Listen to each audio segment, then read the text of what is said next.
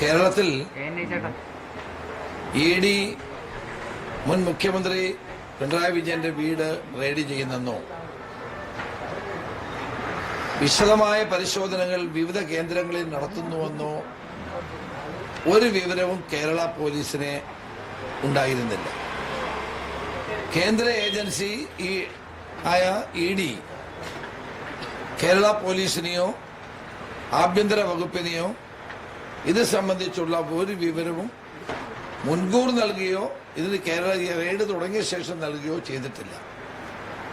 അപ്പൊ കേരള പോലീസിനോ ആഭ്യന്തര വകുപ്പിനോ ഇതേ സംബന്ധിച്ച് ഒരു വിവരവും ഉണ്ടായിരുന്നില്ല എന്നുള്ളതാണ് വാസ്തവം.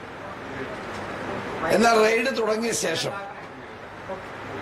ഓരോ പിണറായിയിലും കോഴിക്കോടും ആളുകൾ തടിച്ചുകൂടുന്നത് കണ്ട് പോലീസ് ക്രമസമാധാനം നിലനിർത്തുക എന്നുള്ള ലക്ഷ്യത്തോടെ പോലീസ് അവിടെ സ്വമേധയാ എത്തുകയാണ് ഉണ്ടായത്.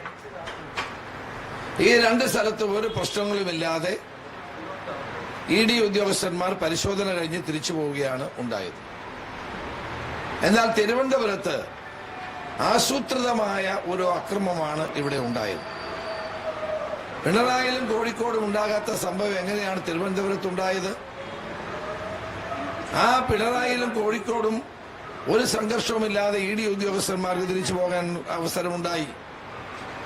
അപ്പൊ ഇവിടെ ബോധപൂർവമായി അക്രമം നടത്തുക എന്നുള്ള ലക്ഷ്യത്തോടെയാണ് CPMന്റെ പ്രവർത്തകന്മാർ പ്രവർത്തിച്ചത്. അക്രമം നടത്തിയ ആളുകളുടെ പേരിൽ കർശനമായ നടപടി ഉണ്ടാകും.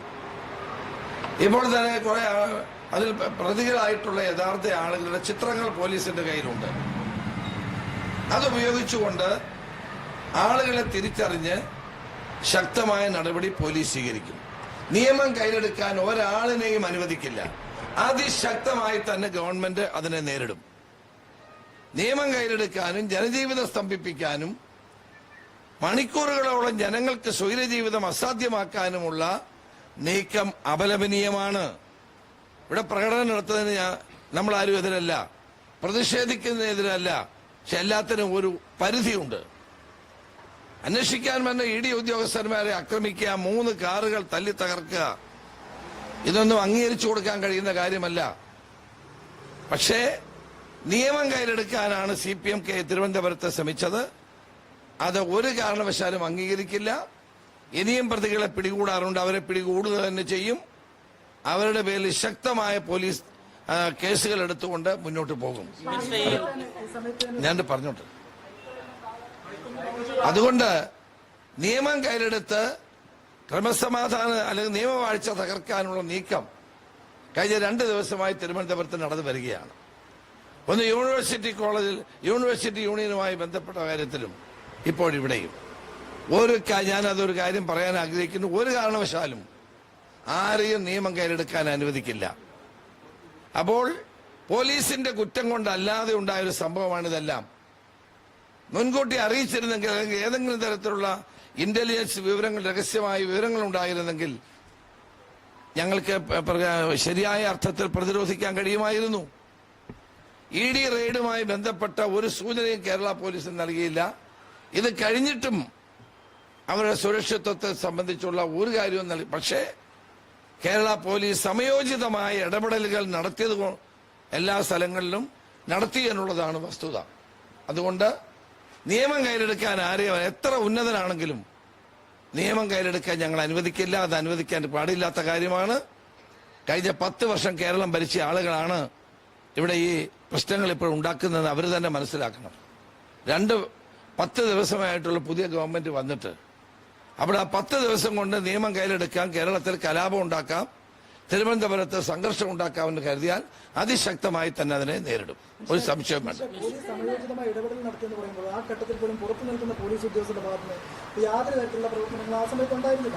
അല്ല, അതെ, പോലീസ് കയറി അങ്ങോട്ട് ആരെയും ആക്രമിക്കില്ല.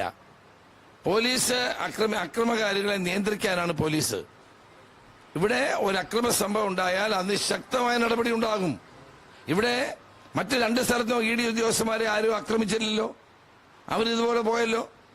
അപ്പൊ അതാ ഞാൻ പറഞ്ഞത്, വളരെ ആസൂത്രിതമായ ഒരു ഗൂഢാലോചനയാണ് തിരുവനന്തപുരത്ത് നടന്നത്. പിണറായിയിലും കോഴിക്കോടും നടക്കാത്ത സംഭവം എങ്ങനെ തിരുവനന്തപുരത്തുണ്ടായി? അപ്പൊ അതുകൊണ്ട് അതിശക്തമായി തന്നെ നിയമ നടപടികളുമായിട്ട് മുന്നോട്ട് പോകും. കോഴിക്കോടും കണ്ണൂരിൽ ഈ പ്രശ്നം ഉണ്ടായില്ല എന്ന് പറയുമ്പോൾ പോലും തലസ്ഥാനത്ത് പിണറായി വിജയൻ താമസിക്കുന്നിടത്താണ് ഈ റെയ്ഡ് ഉണ്ടാകുന്നത്. ഓരോ മണിക്കൂർ കഴിയുമ്പോഴും അവിടെ പ്രവർത്തകർ എണ്ണം കൂടിക്കൂടി വരുന്നു. പോലീസിന് ഇത് മുൻകൂട്ടി കാണാൻ കഴിഞ്ഞത്? പോലീസിന് ഈ റെയ്ഡുമായി ബന്ധപ്പെട്ട് ഒന്നും അറിയില്ലല്ലോ. പക്ഷെ പ്രവർത്തകർ ഒരു മിനിറ്റ്, പോലീസിന് ഇത് ഒന്നും അറിയില്ല. ഇതുമായി ബന്ധപ്പെട്ട ഒരു ഇൻഫർമേഷൻ ഞങ്ങൾക്കില്ലായിരുന്നു. പിന്നീടാണ് ആളുകൾ കൂടി വരുമ്പോഴനുസരിച്ചിട്ടാണ് പോലീസ് അവിടെ എത്തിയത്. അതുകൊണ്ട് നിയമം കയ്യിലെടുത്ത് കളയാം, അക്രമം നടത്തി കളയാം എന്നുള്ള തെറ്റിദ്ധാരണ ആർക്കും വേണ്ട. അത് ശക്തമായി തന്നെ നേരിടും. പാർട്ടി ഓഫീസിൽ പോയിരിക്കുകയായിരുന്നു. പാർട്ടി ഓഫീസിൽ നിന്ന് അവരെ സംരക്ഷിക്കാനുള്ള ആരെ സംരക്ഷിക്കാൻ? അക്രമകാരികളെ എവിടെ പോയി ഒളിച്ചാലും അക്രമകാരികളെ, നിയമം കയ്യിലെടുത്തവരെ നിയമത്തിന് മുമ്പിൽ കൊണ്ടുവരിക പോലീസിന്റെ ചുമതലയാണ്. നിറവേറ്റിയിരിക്കും. സംശയം വേണ്ട കാര്യത്തിൽ ഏത് നേതാവാണെങ്കിലും ശരി, അക്രമം നടത്തുകയും കലാപം ഉണ്ടാക്കാൻ ശ്രമിക്കുകയും ചെയ്യുന്ന ആരാണെങ്കിലും ശക്തമായി തന്നെ നേരിടും.